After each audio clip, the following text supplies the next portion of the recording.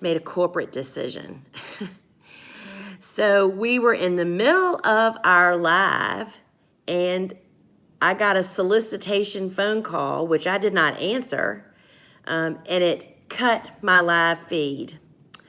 So I may have to like get another phone that nobody has the phone number of, right? So I'm just waiting for folks to come back. I am really sorry that that happened. So I was in this, so this is part 2 after we abruptly got cut off because of that phone call that came in. Sorry, gang. So I'm going to pick up right where I left off, is that I was going to show you guys how to make the 2-inch soil blocks. And the other thing I wanted to do was, and I'm going to put this back for just a minute in the tripod. So, you know, we need to get some soil to cover up these these squash seeds that I've dropped down in the holes. And guess what, y'all? This is called repurposing. I'm going to use these. I'm just going to crumble some of the blocks that are sitting next to me that we didn't plant, that the tomatoes didn't look the way. So I'm just literally popping. I'm going to actually pinch that in half and just put the soil on top of these squash seeds that need darkness to germinate best. So I just thought I would do that while I was here instead of having to drag these over there. So our squash is now planted, and this is going to go onto a seedling heat mat, which speeds up germination, and it also makes more of them germinate because, anyway, there's a whole lot of reasons why you ought to use a seedling heat mat. And there's, if you check out thegardenersworkshop.com and go to the Learning Center under all things soil blocking, there's all kinds of videos there sharing that with you. Now, I want to take you over and show you how, actually, I'm going to bring it over here. So y'all just sit tight for a minute. I am really sorry that we got cut off. So if you're just joining me and you weren't a part of my first part of my feed, then I really suggest that you go back and find, there's another live I did this morning showing all about what I'm doing. And so this is the tray, and I'm going to show you the 2 soil blockers. And so you need to use a tub of some kind of cat litter box. Works really, really well because you have to mix the blocking mix with water. And the recipe, which is over on our website, gives you all the measurements and how much water to add. I have found a potato masher is the best tool for mixing the water and soil, because basically it's 3 parts soil to 1 part water. It's a lot of water, guys. And so here is the small blocker. We import these from England, and you'll find those over on our website. And so this is the 2-inch blocker, and the technique for making the 2-inch block is very different than making the small blockers. First off, it takes in a lot more soil, so you have to have a good portion of blocking mix in your container. And so this can be a very self-contained method. I mean, I demonstrated this way back in days, y'all. I would do it for groups of peoples. I've done it in living rooms. I've done it in dens. It's a super, not only space savvy, but tidy way to start seeds, because not everybody has a workshop or a potting shed or a carport or a place to do this.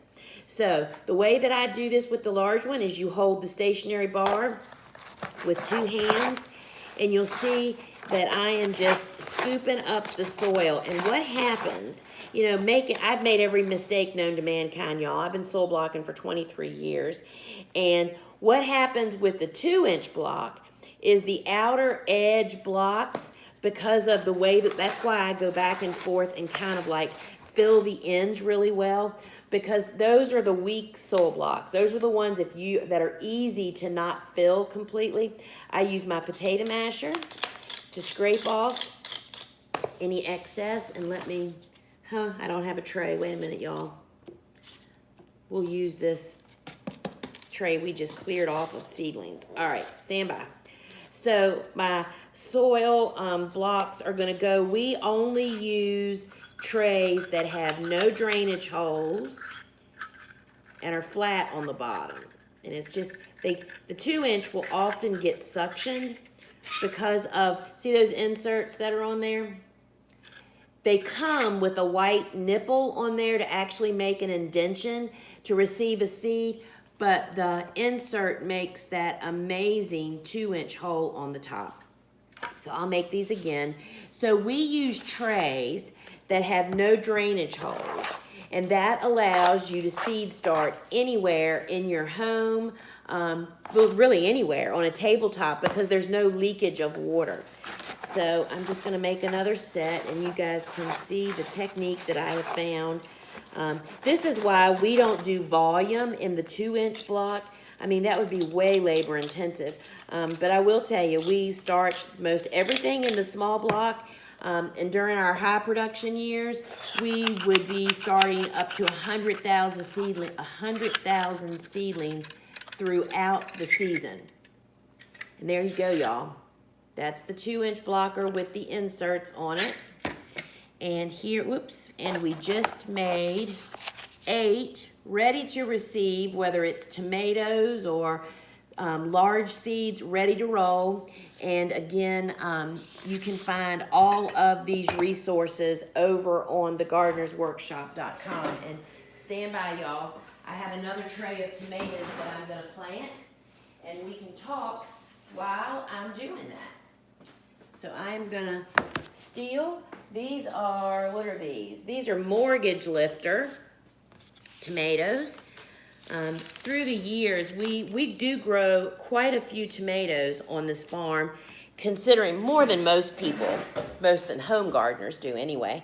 And so I'm going to just move you back a little bit maybe, so maybe you can actually see better. Yeah, maybe you can see me. Let's turn this way so you see more of our table. You know, I'm my own camera woman, y'all, so. All right, so I have another tray of the 2-inch blockers. This is another variety of tomatoes that we grow. This is Mortgage Lifter, which is just a favorite. This was a really, I tell you how I pick my varieties. I think all tomatoes are delicious. Some obviously are more delicious than others, but we're also weighing very heavily disease resistance. And one of my really good friends, Amy of Amy's Organic Garden, she and her husband are full-time vegetable and flower farmers. And I go to her and say, what are the best growers around here for us? You know, what are the most disease resistant? Which are the best? And so Big Beef, Mortgage Lifter, Sun Gold, which is the yellow cherry, which is, I mean, you can get, your kids will grow up eating tomatoes if you grow them. And then we grow a plum called Roma, but we couldn't get Roma this year. So we're growing actually San Marziano, which is those really awesome plum tomatoes that you see about in Italy, but they don't always taste quite the same grown in our soil here, but we're giving it a good try. So those are my 4 go-tos this year. We've been big growers of heirloom tomatoes for many, many years, and they just aren't reliable with our disease pressure here. And when we're in a year where we're squeezing in everything we possibly can, they're the first thing to come off the table. So we need to mark these. That's the big problem, y'all, is not knowing. So these are Mortgage Lifters.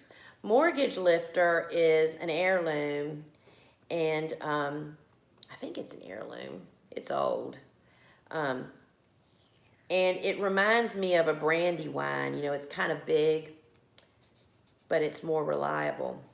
Mortgage Lifter. And these were started March 22nd. Y'all, I'm going to have to get up and open the door. I don't think my girls realize they can come in here if they need to get their water or whatever. And now that the weed-eating people are gone, there's not a bunch of noise outside. So And we can hear the birds singing, right? All right, so. All right, and again, y'all, the first half of this live is on a different feed because of my phone got whacked. A phone call came in and cut y'all off. So now, this is what I did with the first one, is this is how you transplant. I only do this with tomatoes, peppers, eggplant, and in flowers, eucalyptus. Everything else, this would go straight to the garden. I mean, 95% of all those tens of thousands of seedlings that we plant go to the garden just like this. This is the height in the small blocker. Typically when they're, depending on what variety it is, 2 to 4 weeks old. All right, so I'm just pulling these apart and look at the roots on these babies, y'all. Are they amazing or what? And, oh, I didn't mean to. I'm not sure we have enough to fill this tray, but we're about to find out. So things don't always go the way that I plan them to, you know. Sometimes people think that everything that what happens to them is unique. So here is one. See all those roots? Can you see them? If I had a pair of scissors sitting here, I would probably cut those off just to make it easier to get them. I mean, and I am. I'm going to get up and get a pair of scissors, y'all. Feeling pretty sure there should, yep, there is a pair right here. Because to get those roots to go down in that little block, so I'm just going to literally cut them right there. And see the difference between a soil blocked seedling and a seedling that would have been grown in a cell pack or something is instead of these roots dangling like this, they'd be totally engrossed and wound around and around and around. And that does not make for happy growing. Me cutting them just prunes them. And that just stimulates them to grow even more. See, look at those. Beautiful. I'm trying to get them so over black, y'all, so you can see. That's not working. So see that? Fabulous little roots. So now I'm thinking, so I'm literally just breaking them apart. These were watered this morning, but I did not water them as heavily I would have if they were going to be sitting outside in the heat. Y'all look at those roots. Let's cut them. There you go.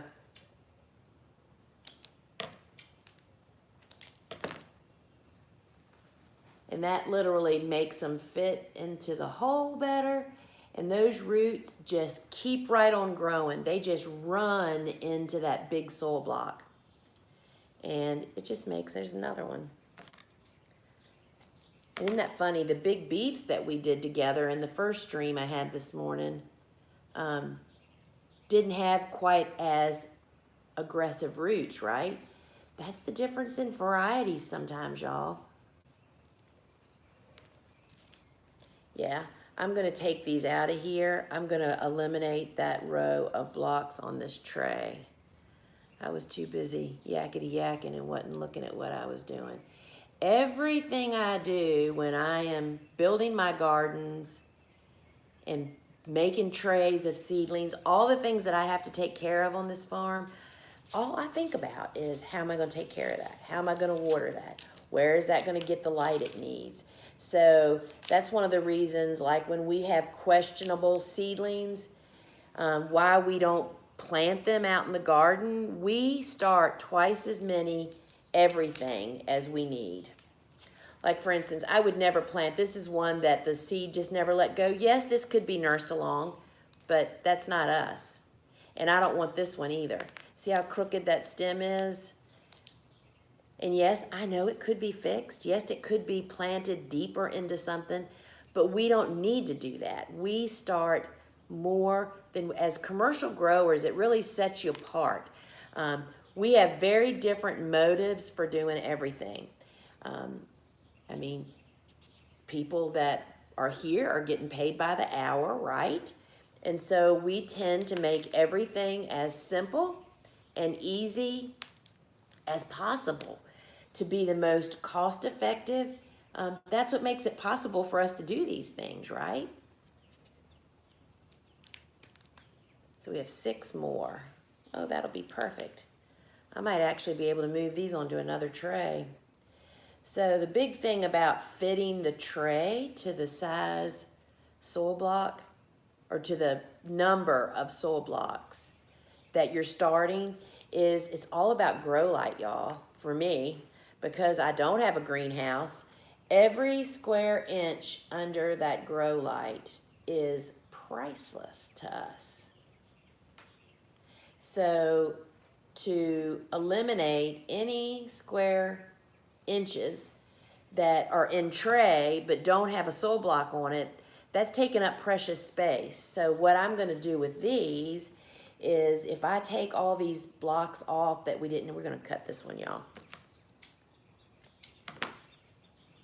Then I'm going to take you in the grow room and just give you a look. The grow room is full of our zinnias that were started on Monday, and you won't believe them. They're amazing.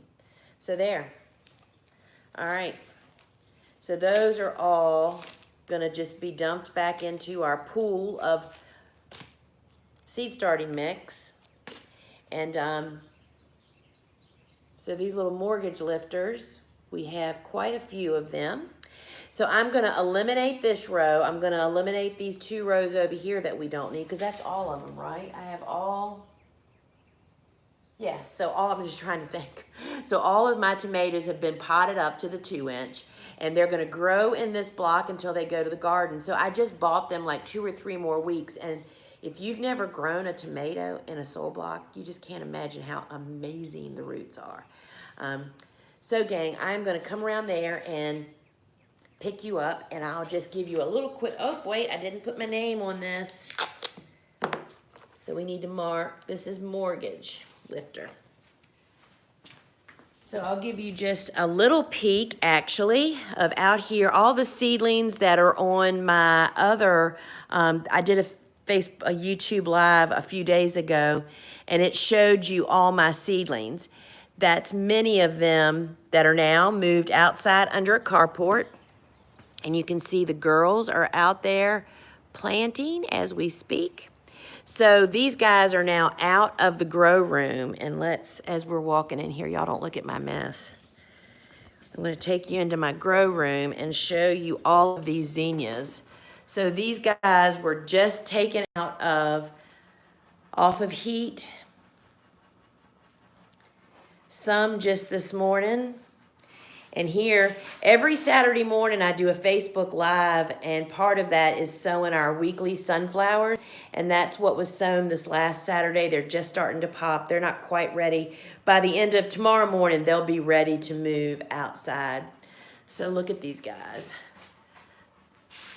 And so these zinnias will be planted out in the garden in about 10 days. We always have our sticky traps on board. This captures any adult fungus gnats. And actually, this is all dirt that's on here. Let me pick it up and show you closer. This has got a lot of soil on it. I don't even see, I'm looking, y'all. I don't even see a fungus gnat yet. Because we use the natural. And every Wednesday, I put this in my watering can. You can find that on our website too. Y'all, I'm trying to figure out, I'm taking you off this stand. It's becoming a little awkward. All right. Because we use the natural, which kills the larva that lives in the soil, the adults lay their eggs in the soil. The natural in my watering can every Wednesday kills the larva. Then these sticky traps, and see, here's a new one. And look, there's 3 right at the top. See them right there?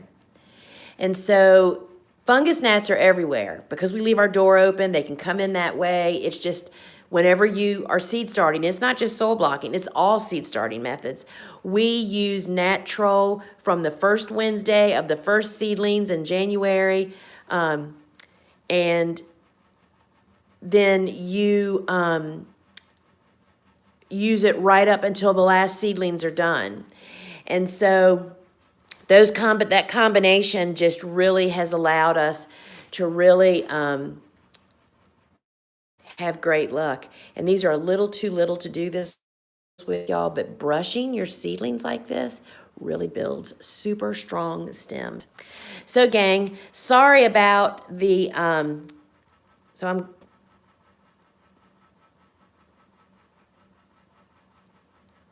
was just looking at the comments here.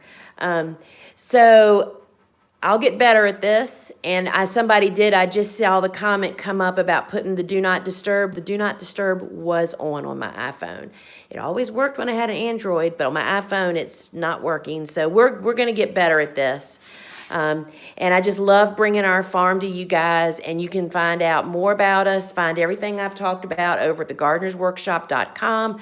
Please subscribe, share me with your friends, check me out on Facebook Live, Instagram Live. I'm active on all of them, and welcome to the farm, y'all. I'm glad to come here and be with you guys. So till we meet again, friends.